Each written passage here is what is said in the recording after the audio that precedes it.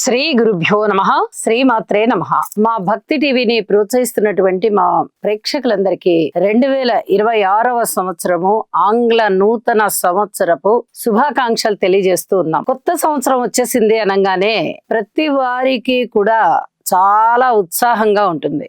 ఈ సంవత్సరం మనం ఇల్లు కొనుక్కోగలుగుతామా, మన గ్రహస్థితులు ఎలా ఉన్నాయి, మనము ఫలానా నక్షత్రంలో పుట్టాము లేదా నక్షత్రం తెలియని వారికి మన పేరు ఇది కదా, ఈ పేరు మీద ప్రారంభమైనటువంటి అక్షరముతో ఈ సంవత్సరం అంతా ఎలా ఉంది మనం చూసుకుంటూ ఉంటాము. ఇక ఈ సంవత్సరం ఎలా ఉండబోతోంది, వివాహం అవుతుందా, ఇంట్లో కుటుంబ సభ్యులకు వివాహం అవుతుందా, మంచి ఉద్యోగం వస్తుందా, వ్యాపారంలో మనము సస్టైన్ అవ్వగలుగుతామా, ఏదైనా మంచి వాహనం కొనుక్కోగలుగుతామా, కారు, సెల్ ఫోన్లు ఇలాంటి విలువైన వస్తువులు కూడా మనం కొనుక్కోగలుగుతామా, ఇవన్నీ కూడా చాలా ప్రశ్నలుగా ఉంటూ ఉంటాయి. 2026 ఆంగ్ల నూతన సంవత్సరం ఎలా ఉండబోతోంది అని మనము అన్ని రాసుల వారికి కూడా ఇప్పుడు తెలియజేసుకుంటాము.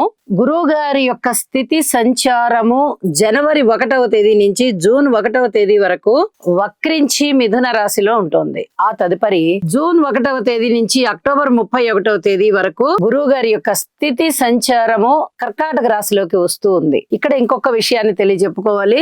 జూన్ 1వ తేదీ వరకు పూర్తిగా వక్రించట్ల, మార్చి 7వ తేదీ వరకు వక్రించి ఇక అక్కడ దగ్గర నుంచి రుజు మార్గంలో ఉంటూ జూన్ 1వ తేదీన కర్కాటక రాశిలోకి వచ్చేస్తున్నారు. అలాగే ఈ కర్కాటక రాశిలో ఉన్నటువంటి గురువు గారి యొక్క సంచారము సింహ రాశిలోకి ఎప్పుడు వస్తుంది? అక్టోబర్ 31వ తేదీన వచ్చేస్తుంది. అక్టోబర్ 31వ తేదీన గురువు గారు మారుతున్నారు. ఇక అక్కడ దగ్గర నుంచి డిసెంబర్ 31వ తేదీ వరకు, అంటే ఈ సంవత్సరం చివరి రోజు వరకు కూడా గురువు గారు సింహ రాశిలోనే ఉంటారు. గురువు గారి స్థితి సంచారం ఇలా ఉండగా రాహుకేతువులు ఇద్దరు కూడా డిసెంబర్ 8వ తేదీ నుంచి మారిపోతున్నారు. కేతువు యొక్క సంచారము అప్పటి వరకు కూడా సింహరాశిలో ఉంటూ ఉండగా డిసెంబర్ 8 నుంచి కర్కాటక రాశిలోకి వెళ్తోంది. అలాగే రాహు గారి సంచారము డిసెంబర్ 8వ తేదీ నుంచి మకర రాశిలోకి వస్తూ ఉంది. ఇక శని గారి యొక్క సంచారాన్ని మనం పరిశీలన చేసినట్టయితే జనవరి 1వ తేదీ నుంచి కూడా శని గారి యొక్క సంచారము మీన రాశిలోనే ఉంది. ఈ సంవత్సరం అంతా మీన రాశిలోనే ఉంటుంది. అయితే ఆగస్టు 11వ తేదీ నుంచి డిసెంబర్ 11వ తేదీ వరకు ఈ కాలంలో మటుకు 122 రోజుల కాలం అన్నమాట. అది ఈ కాలం మటుకు శని గారు వక్రించి ఉంటున్నారు. ఈ వక్రం అనేది డిసెంబర్ 11వ తేదీన వక్రం వీడిపోతోంది. ఈ 122 రోజుల కాలము కూడా ఈ 2026వ సంవత్సరంలోనే ఉండడం ఇక్కడ గమనార్హం. గ్రహస్థితులు ఇలా ఉండగా ప్రధానమైనటువంటి గ్రహస్థితులని మనం తీసుకుంటాం కాబట్టి ఈ ప్రధానమైన గ్రహస్థితులు రాహుకేతువులు గురు శనులుగా చెప్తాం కాబట్టి ఈ నాలుగిటి యొక్క పరిస్థితులు ఇప్పుడు మనం తెలియచెప్పుకుంటూ ఉన్నాము. ఇక వీటి యొక్క ఫలితాలు ఏ విధంగా ఉండబోతున్నాయి అనేది రాసుల్లోకి వెళ్లి వివరంగా తెలియచెప్పుకుందాం. ధనస్సు రాశి వారికి రాహు గారి యొక్క స్థితి సంచారము 2026వ సంవత్సరం అంతా కూడా చాలా చాలా బాగుంది. ఏమాత్రం ఇబ్బంది లేని విధంగా ధైర్య సాహసోపేతంగా ఉండడం గాని, ఉద్యోగం మారాలన్నా, ఇల్లు మారాలన్నా, ఇల్లు ఏదైనా కొనుగోలు చేసుకోవాలన్నా, స్థిర చిరాస్తుల పైన ఏదైనా ఒక ముఖ్యమైన నిర్ణయం తీసుకొని ముందరికి వెళ్ళాలన్నా అభివృద్ధి పథంలో చాలా ధైర్యంగా చెయ్యగలుగుతారు, చేస్తారు. అనుకూలమైన ఫలితాలే ఉన్నాయి. మరి అర్ధాష్టమ శని సంచారం కూడా ఉంది కాబట్టి అర్ధాష్టమ శని సంచారంలో కొన్ని రకాల ఇబ్బందులు ఉంటూ ఉన్నాయి. ఇక్కడ గురువు గారి యొక్క 7వ స్థాన సంచార ఫలితం కారణంగా గురు బలం బ్రహ్మాండంగా ఉంది కాబట్టి శని గారి యొక్క దుష్ట ఫలితం తగ్గుతోంది. ఇది చాలా చెప్పదగినటువంటి సూచన. 2026వ సంవత్సరం ప్రథమార్థం అంతా కూడా గురువు గారి సంచారం 7మంలోనే ఉంటుంది కాబట్టి అనేక విధాల మీకు అభివృద్ధి కలుగుతోంది. ఇక్కడ చూడండి, రాహు బాగున్నారు తృతీయంలో, 7మంలో గురువు గారు బాగున్నారు. అద్భుతమైన ఫలితాలు. ధైర్య సాహసోపేతమైన నిర్ణయాలు తీసుకుంటారు, అమలు చేస్తారు. భార్యాభర్తలు ఒక్క మాట మీద ఉంటారు. కలిసిమెలిసి అన్యోన్యత ఆప్యాయత అనురాగాలని పంచుకుంటారు, పెరుగుతాయి, అవి వృద్ధి చెందుతాయి, చక్కటి ఆదరణ ఉంటుంది, సంతానం కలుగుతారు, విద్యలు అబ్బుతాయి. అలాగే గృహోపకరణాలు కొనుగోలు చేసేటటువంటి పరిస్థితి ఉంటుంది, సన్మాన సత్కారాలు అందుకునే పరిస్థితి, ఆదాయం పెరిగేటటువంటి పరిస్థితి, అనేక విధాలుగా చాలా చాలా బాగున్నారు. ఇక అష్టమ స్థానంలోకి వెళ్తారు. జూన్ 1 నుంచి అక్టోబర్ 31 వరకు ఈ 5 నెలల కాలంలోనూ గురు బలం అనేది లేదు, తగ్గుతోంది. అష్టమ స్థానంలో ఉన్నారు అప్పుడు గురువు గారు. ఈ సంచారం అంత అనుకూలం కాదు.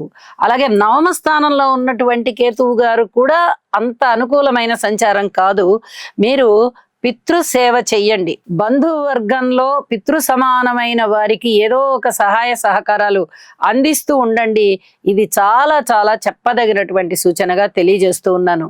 అలాగే అక్టోబరు 31వ తేదీ నుంచి ఈ డిసెంబర్ 31 సంవత్సరాంతం వరకు కూడా గురువు గారి యొక్క సంచారము తిరిగి నవమ స్థానంలోకి వస్తోంది. చాలా అద్భుతమైన ఫలితాలు తిరిగి ప్రారంభమవుతున్నాయి. డిసెంబర్ 8 నుంచి కేతువు గారి యొక్క సంచారము అష్టమంలోనే ఉంటుంది. రాహు గారి యొక్క సంచారం ద్వితీయంలోకి వస్తుంది.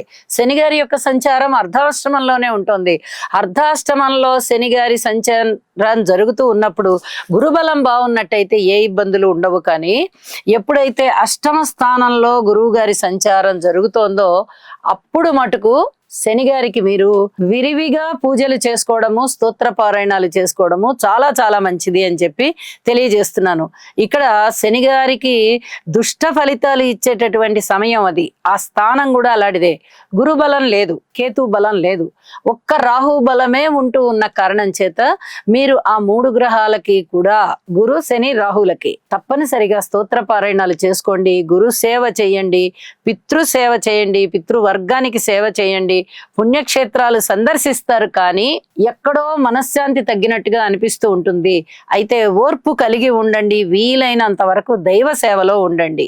ఇది చాలా చెప్పదగినటువంటి సూచన. ఎప్పుడైతే అక్టోబర్ 31వ తేదీ నుంచి గురువు గారి యొక్క స్థితి మళ్ళీ నవమ స్థానంలోకి వచ్చేస్తోందో, మళ్ళీ 5వ దృష్టి చేత రాశిని చూస్తూ ఉంటారు.